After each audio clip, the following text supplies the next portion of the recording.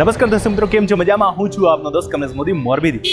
આજે આપણે ગોંડલની અંદર એક એવો પરોઠા કે જે કોઈ જોયા જ નહીં હોય, કારણ કે પરોઠા તો તમે તળેલા ખાધા હશે, ઘણા બધા અલગ અલગ રીતના બનાવતા હોય, પણ આ એક પરોઠા એવા પરોઠા મળી રહ્યા છે કે જે તમે ગોંડલની અંદર આવો ને ત્યારે પરોઠા અને શાક એ કોઈ પૂરી નથી રાખતા કે નથી રોટલી બનાવતા, ખાલી પરોઠા અને શાક.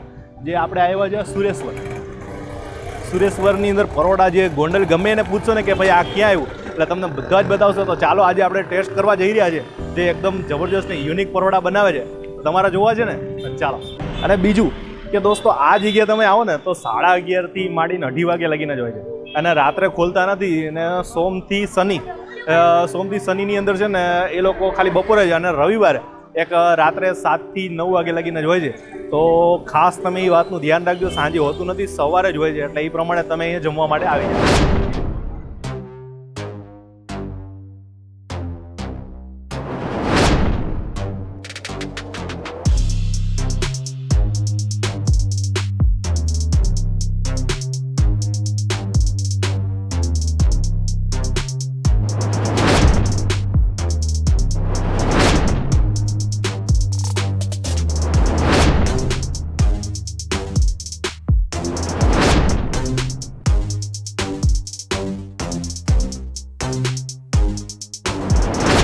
દોસ્તો, જે આપણે આજે એક સ્પેશિયલ હોટલ જે સુરેશ્વર જે પરોઠા જે બનાવે છે, તમે કદાચ બધી જગ્યાએ પરોઠા ખાધા હશે, કાં તો તળેલા હોય, કાં તો ભાખરી હોય, તો દરેક જગ્યાએ. પણ હું નથી માનતો કે ક્યાં આખા ગુજરાત નહીં પણ કદાચ વિશ્વમાં ક્યાં આવા પરોઠા તમને જોવા નહીં મળે.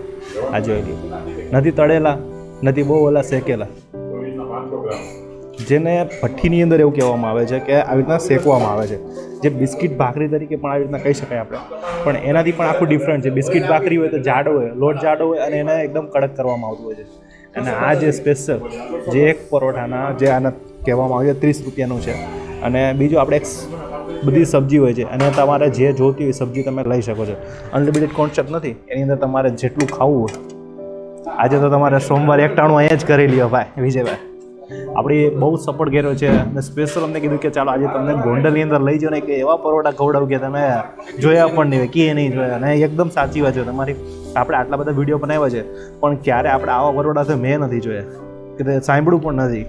આ ગોંડલની અંદર આવી વિશેષ, એમ કે ગોંડલની અંદર તમે ભજીયાનો ઉલ્લેખ થતો હોય છે, પછી આપણે ગાંઠિયાનો ઉલ્લેખ થતો હોય છે, પણ હજુ આ પરોઠાનો શાકનો ઉલ્લેખ નથી થતો, કારણ કે સિક્રેટ રાખ્યું છે. આ લોકો પહોંચી નથી એકદમ પાછા. સાચી વાત છે ને, કંઈક લાઈન લાગતી હોય છે, તમે કે જ્યારે વારો ના આપણે જે મોડા છે ને આપણા માટે સ્પેશિયલ.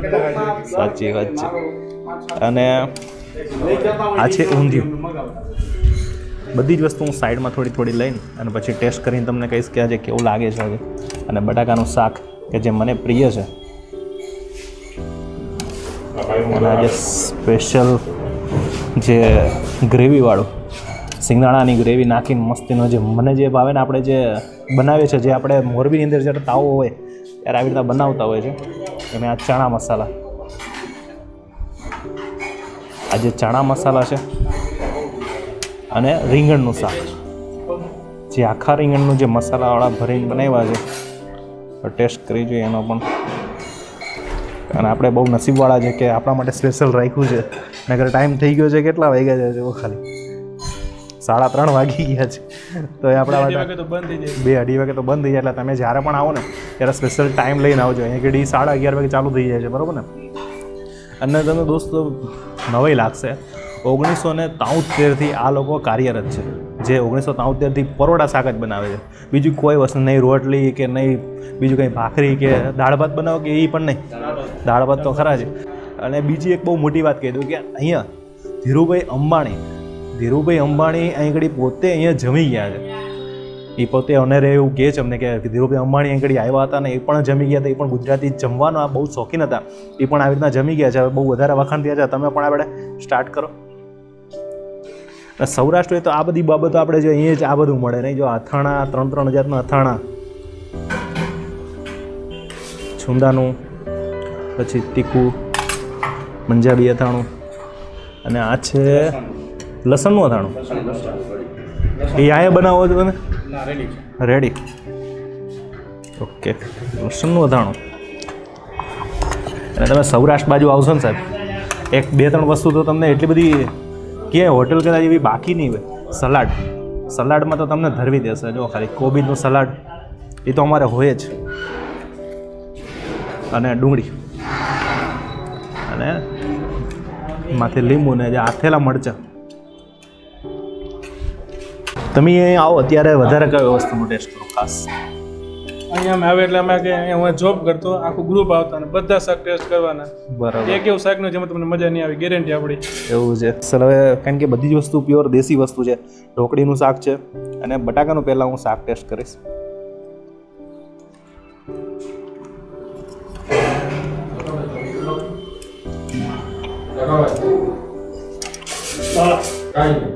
વાહ, એકદમ જે ગ્રેવી, સિંગદાણાની ગ્રેવી અને બીજા જે લસણ એ નાખીને બનાવ્યું છે મસ્તીનું. જુઓ ખાલી.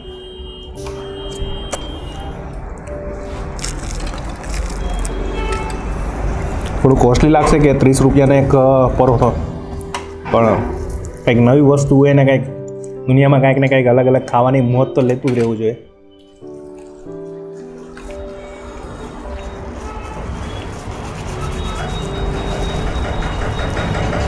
ઢોકળીનું કામ સર, ઢોકળીનું શાક છે જે જીરાથી વઘારીને બનાવ્યું છે, જીરું અને દહીં.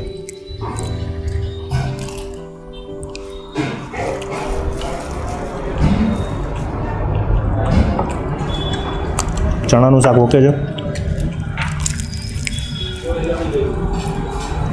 અને ખાસ છે ઊંધિયું.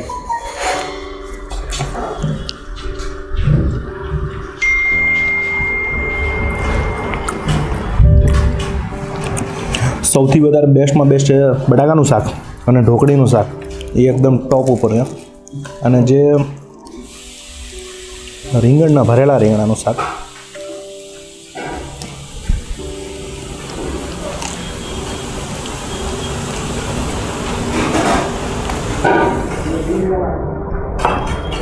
ભરેલા રીંગણાનું કામ સારું છે.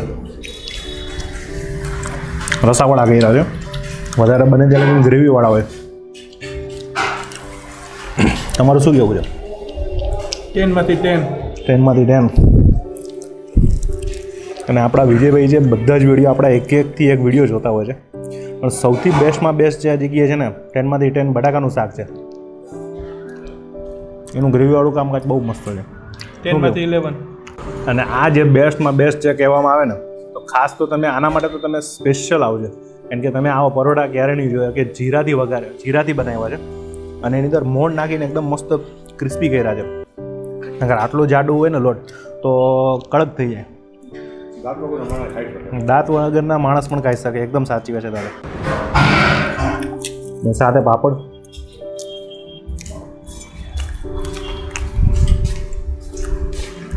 અને મારી વાલી વાલી છાશ. તમને પરોઠો લેવાનું છે. અને બીજું એક બેસ્ટમાં બેસ્ટ લોકોની સર્વિસ બહુ સારી છે કે હજુ કેવું નથી પડ્યું આપણે, તમે વિડીયો ચાલુ જ છે, તમને ખ્યાલ આવી ગયો છે.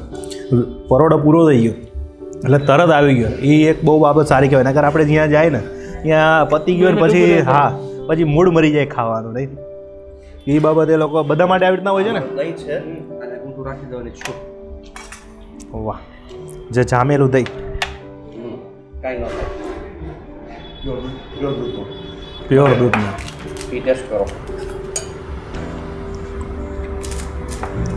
શું વાત છે. બધા આખા અલગ અલગ પોતા એક વાડકીની અંદર દહીં જમાવેલું છે.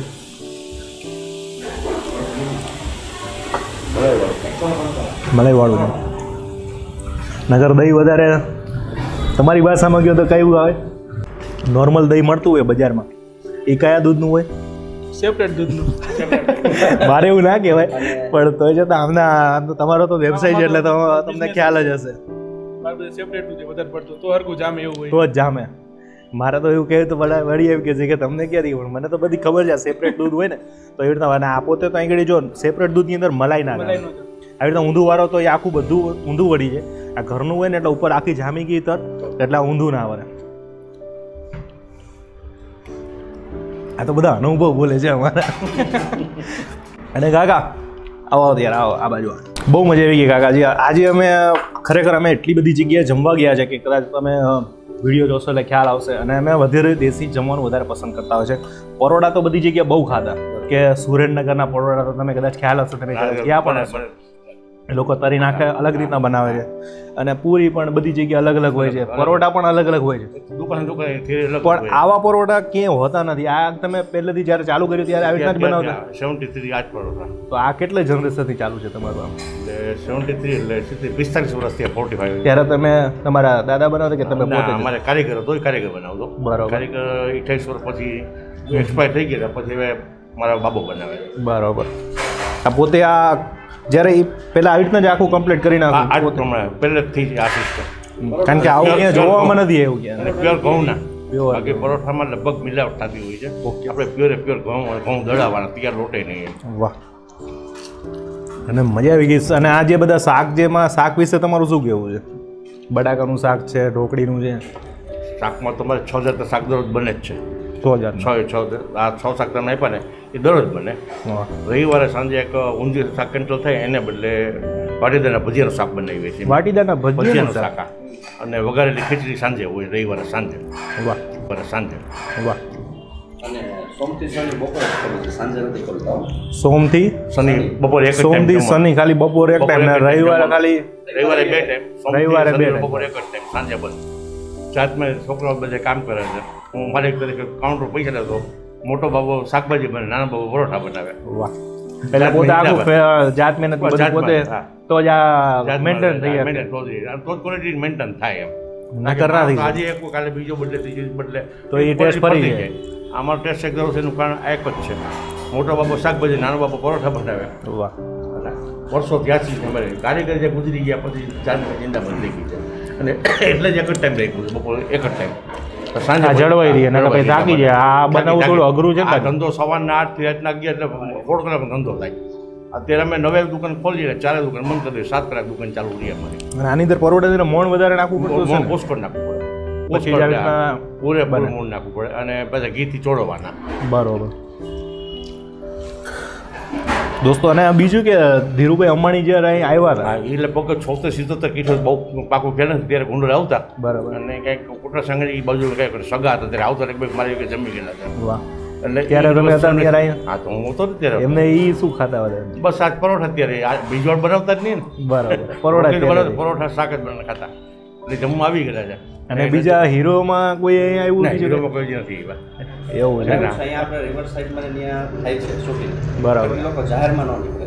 એટલે અહીંથી પાર્સલ કદાચ લઈ જતા હશે. પાર્સલ આપણું જાય છે. એ કંઈ હતું સલમાન ખાને બધા પરોઠા ખાધા છે આપણા. એમ? અહીંથી લઈ એ ગયો? લોકો પાર્સલ લઈ ગયા. અહીંયા ટ્રાફિક જામી છે ને, અહીંયા આવેલો હતો. હા, અહીંયા ટ્રાફિક જામ થઈ જાય. પાછું તમારે સિટિંગની વ્યવસ્થા પણ બહુ ઓછી છે. તમે ઉપર ખરું કે આ એક જ? ના, એક જ એટલું જ. તો એ તમે આ હમાડી નહીં શકતા હોય કારણ કે મેળો જામતો હશે. સીટિંગ છે એ ટન બાય ટન બદલાય. વાહ. અને ખરેખર તમે જ્યારે પણ આવો ને તો ખાસ તો વધુને વધુ કદાચ શાક તો કદાચ તમે બધી જગ્યાએ મળતા હશે, ખાધા હશે, પણ બેસ્ટમાં બેસ્ટ જે આમના પરોઠા. દિલ્હીમાં પરોઠા વખણાય છે, પણ આજે આપણા ગોંડલના જે પરોઠા વખણાય છે સાહેબ, એ આખા ગુજરાતમાં તમને એ નહીં મળે. કદાચ મળે તો અમને નીચે કોમેન્ટ કરજો આવા પરોઠા, તો અમે ત્યાં પણ પહોંચી જશું. શું કહેવું તમારું? પણ બાકી મને નથી લાગતું કે કોઈ એવી કોમેન્ટ કરી શકશે કે નહીં કરી શકે, કારણ કે આપણે તો બધી જગ્યાએ ખાઈ જ છે ને બધી જગ્યાએ ટેસ્ટ પણ કરીએ છીએ. અહીંયા સૌથી વધારે બટાકાનું શાક અને ઢોકળીનું શાક, એ બે વસ્તુ મને સૌથી બેસ્ટ લાગી. અને જ્યારે પણ તમે ગોંડલની અંદર આવો ને ત્યારે સુરેશ્વર પરોઠા હાઉસ, જે ગોંડલની અંદર ગમે એ વ્યક્તિને તમે પૂછશો ને તો પણ બતાવી દેશે તમને. ટાઉન હોલ સામે પહેલા માળે ગોંડલ. અને એમનો નંબર ને કાર્ડ ને બધું જ આખું આપણે ફ્લેશમાં જોઈ શકો છો. એમાં આવી જશે, સ્ટાર્ટ કર્યું ને એમાં વિડીયોમાં આવી જશે. કાકા જમવાની તો બહુ મજા આવી ગઈ. હવે અમારું બિલ બનાવી દઈએ. હવે આ નકો તો લોકો તો ઓલા ચોપડામાં કરતા હોય છે. તમારા શાક નથી.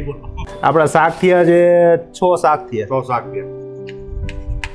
6 શાક, પછી 6 પરોઠા, 6 પરોઠા, દાળ ભાત અને છાશ 3 છાશ, 3 છાશ, પછી એક દહીં. બસ આપણું પૂરું. હાલો. 585. આજે એક નવી રીત છે કે આ તમને ક્યાં જેવું જોવા નહીં પડે. આ બધી દરેક લોકો આવી રીતના હિસાબ કરો છો. ગ્રાહક હિસાબ કે ગણવાનું, ગ્રાહક જેટલા પરોઠા ગણાવેલા ગણવાના. વાહ. ગ્રાહક 6 ખાઈને 2 કે તમે આર્ગ્યુમેન્ટ કરતા નથી. એક આમની આ ગુડવિલ કહી શકાય. મળશું પાછા આવી રીતના અનોખા વિડીયો, અનોખી દુનિયા. ત્યાં લગીને મળશું મેળે ખેડે, મળશું ગામ ગીએ, નહીં મળીએ મેકરણ તેથી ધરતી ધરતી હરિમ થશે.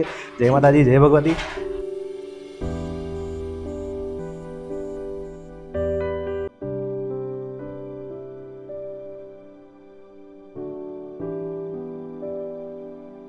દોસ્તો આજે આપણે જે દાળવડા જે કહેવામાં આવે છે કે આણંદની અંદર પાંડુરંગ દાળવડાનું નામ પડે એટલે અમદાવાદ યાદ આવતું હોય છે, પણ આણંદ પણ બાકી નથી. બધી જગ્યાએ અત્યારે દાળવડા તો મળતા હોય છે. તો હવે આ દાળની અંદર શું એવી ખાસિયત છે કે વધુમાં વધુ લોકો અહીંયા દાળવડાનો વધારે ટેસ્ટ કરતા હોય છે.